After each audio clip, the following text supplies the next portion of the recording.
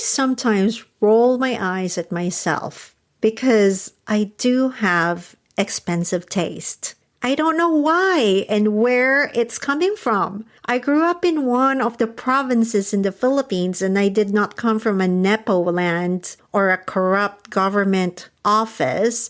And my family was just right in the middle of comfort. We grew up simple and, my aunt was fabulous. But growing up in the province is quite humble. But to modern society, taste is in the eyes of the beholder. That's true enough. But I do have some qualms about the thin line between good taste and tackiness of it all.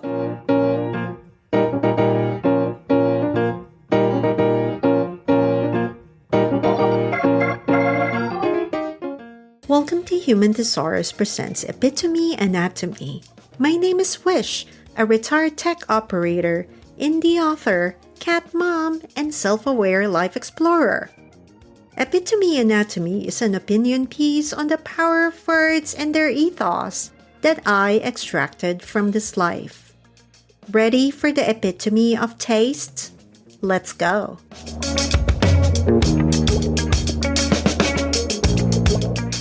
Our keyword is taste. There are different connotations of this word, but we'll focus on its judgment and approving undertones.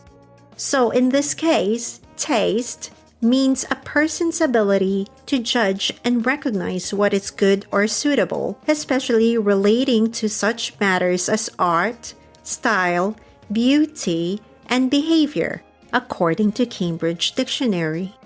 The word taste derives from the Middle English tasten, borrowed from the Old French tastar, meaning to touch, feel, or try. This traces back to the Vulgar Latin. You know how much I love Vulgar Latin.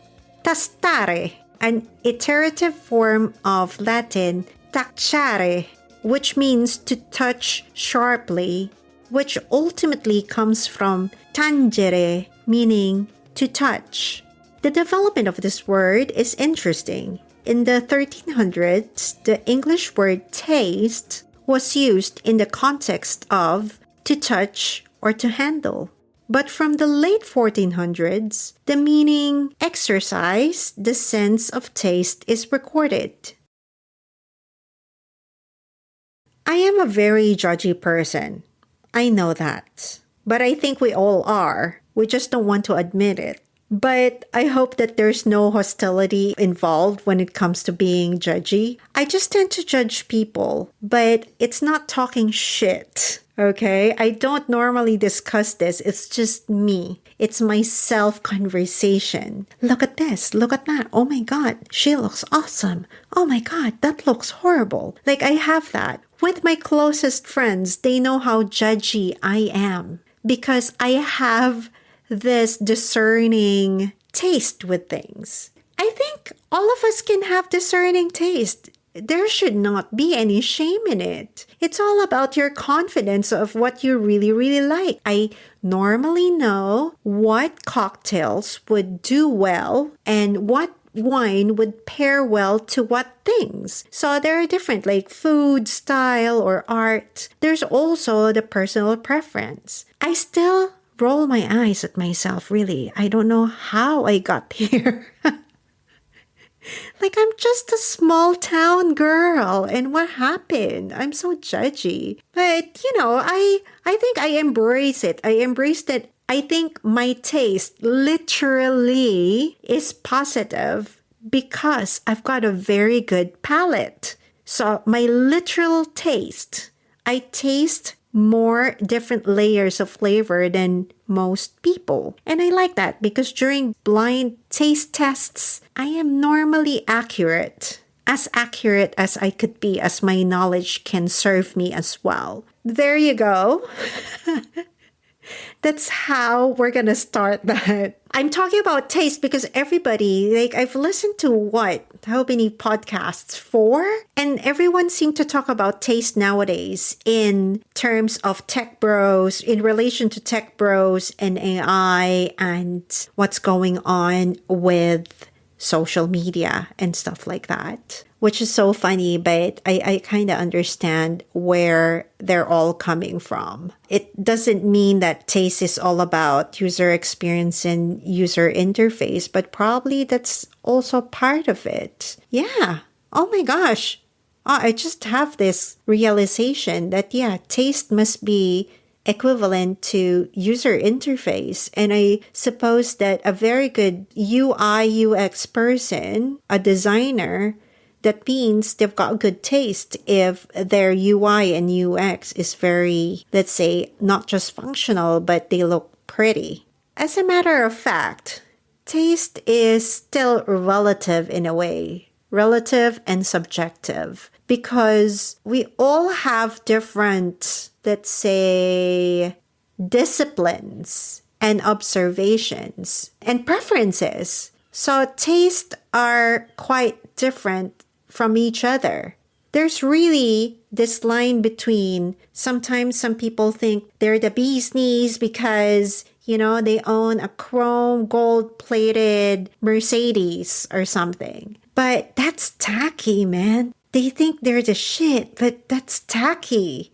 I'm actually picturing the green almost throwing up emoji right now. But yes, taste. Taste, I think, is developed and you can develop it. And it's not about being rich or poor at all. It's not. It's resourcefulness, and it's also knowing and understanding, for example, color theories and textures and patterns. Like in any hobby or like in any skills, you learn the rules of that particular discipline. And once you know that particular discipline by heart, you can break it. You know color theory, and this one should not clash with that color, etc. Once you have that, you can break those rules and be more bold or even subtle, or, there are differences. So I think taste is developed in a way that you're quite self-aware of your preferences, balancing that with the disciplines that you know,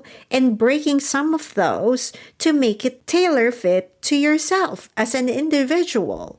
And what's happening right now, we're such a visual world nowadays, especially with the likes of Instagram and TikTok. And even like all the user interface that we like are quite not just functional, but they're now pretty nowadays as well. So I think now we have more options of, and also Pinterest, right? We can now peg the things that we like and we don't like, and we can collate them and we can make it our own. That's where how you develop taste. It's having those storyboards or lookbooks. And what's happening right now, though, is that, for example, there's this such thing called as Instagram face. I think that the recent beauty trend is making everybody look the same.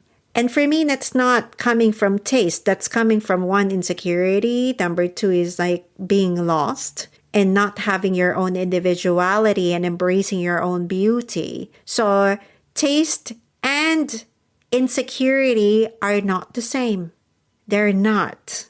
When you develop taste, it's more inwards. It's more looking into yourself and your preferences, really. There's a lot of things now that are tacky, and there are lots of things now that are tasteful. For example, some cultures, like I won't pull off a Japanese or a Korean cute style. I can't. It's a mishmash of everything, and yet they look so amazing. Different genders. It's just amazing. But not everybody can pull that off. It's their own personal style. There's a taste involved there that works for them. There's kind of a discernment that happens in there as well, I think, self-awareness. But yeah, there are lots of tacky versus tasteful. It would be fun to have like a TikTok account or just like a YouTube channel where I just say tacky, tasteful, tacky, tasteful. Like there are visuals. No, I'm not going to put that out there because it's still trying to put people down. Because you also needed to know that there's an evolution when it comes to taste. You move on with life and you can evolve your preferences and you evolve your fashion, for example.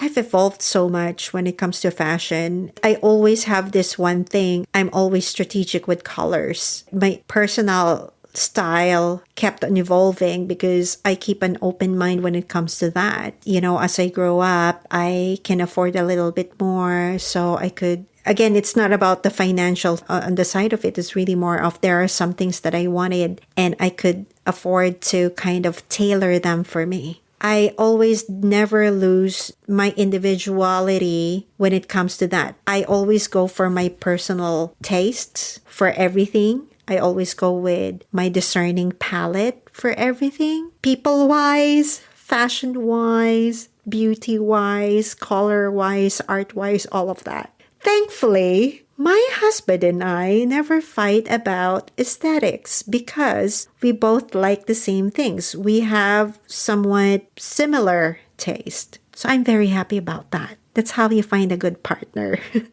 I do appreciate and shout out to people who keeps on developing their personal taste and style. I'm going to give you an example.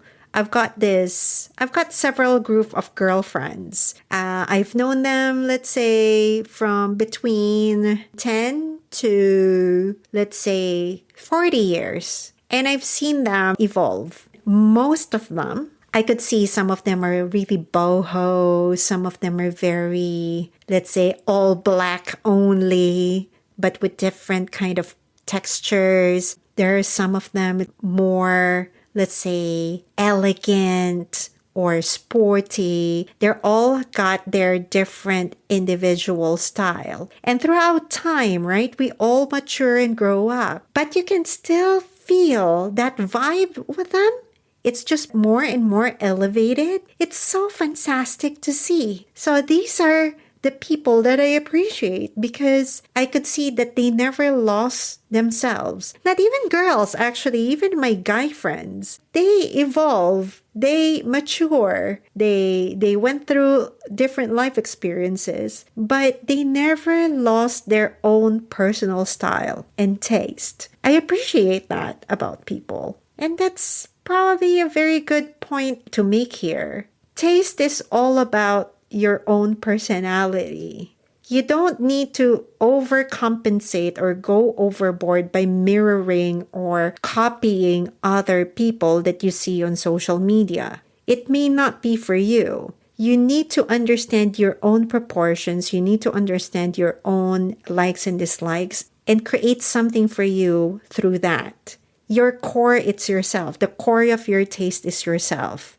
It's not about showing off to other people. What makes you feel good will make you have a better sense of taste.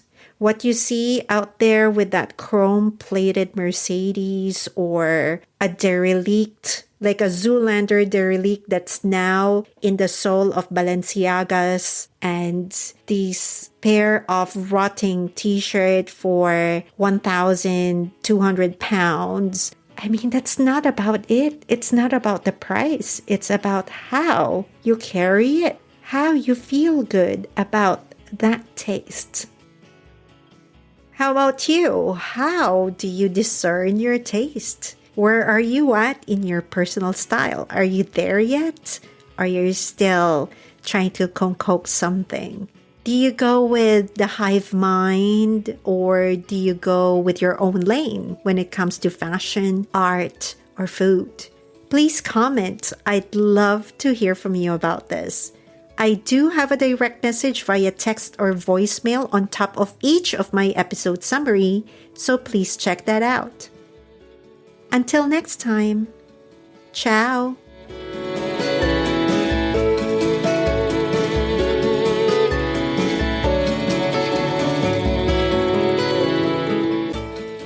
Comment, like, subscribe, and share wherever you listen to podcasts. You can also visit humanthesaurus.co. That's where my show notes are. Epitome Anatomy is produced by me and Jeremiah Ronquillo. Music by Ketsa UK. All rights reserved by Wishblizz Media. Thank you and see you in the next episode.